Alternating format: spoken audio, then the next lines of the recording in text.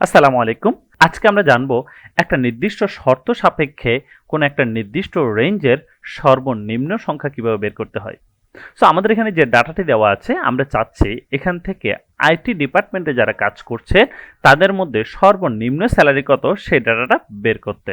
তাহলে এই কাজটি করার জন্য আমরা যে ফাংশনটি ব্যবহার করব তা হচ্ছে মিন ইফস। আর মিন ইফস এর ক্ষেত্রে আমরা কিন্তু চাইলে শুধুমাত্র একটি শর্ত নয়, আমরা চাইলে একাধিক শর্ত জুড়ে দিতে পারি। যেমন আমরা এখানে কাজটির জন্য সরাসরি লিখে দিচ্ছি মিন ইফস ফার্স্ট ব্র্যাকেট দিয়ে। এখন আমাদের থেকে ফার্স্টে জানতে চাওয়া হচ্ছে মিনিমাম রেঞ্জ কোনটি হবে। তো আমাদের মিন রেঞ্জ হচ্ছে এই রেঞ্জটি, কমা দেওয়ার পর ক্রাইটেরিয়া জানতে চাচ্ছে। আমাদের ফার্স্ট ক্রাইটেরিয়া হচ্ছে ডিপার্টমেন্ট হতে হবে, কমা সেই ডিপার্টমেন্টের নাম হলো আইটি। কমা দেওয়ার পর আমাদের জানতে চাচ্ছে ক্রাইটেরিয়া রেঞ্জ 2। আমরা যদি চাই অন্য কোনো ক্রাইটেরিয়া আমরা দিব না, তাহলে এখানে ব্র্যাকেট ক্লোজ করে এন্টার দিলেই সাথে সাথে আমার এখানে চলে আসলো মিনিমাম স্যালারি আইটি ডিপার্টমেন্টের ক্ষেত্রে।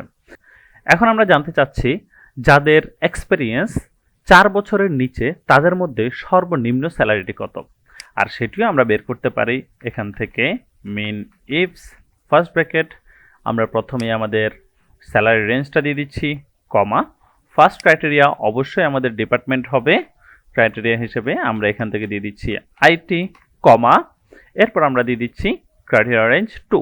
আমাদের দ্বিতীয় ক্রাইটেরিয়াটি হচ্ছে ইয়ার হতে হবে, আমাদের ইয়ার ক্রাইটেরিয়া হচ্ছে লেস দ্যান 4। সো আমরা ডাবল কোটেশনের মধ্যে লেস দ্যান 4 দিয়ে দিলাম।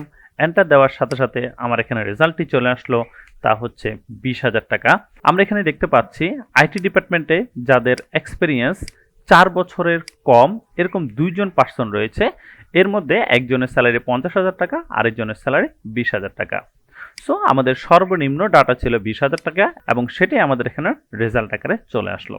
এইভাবে আমরা চাইলে এক কিংবা একাধিক শর্ত সাপেক্ষে যে কোনো একটা নির্দিষ্ট রেঞ্জ থেকে সর্বনিম্ন নাম্বারটি বের করতে পারি। সো দেখা হচ্ছে পরবর্তী ভিডিওতে, সে পর্যন্ত ভালো থাকবেন। আসসালামু আলাইকুম।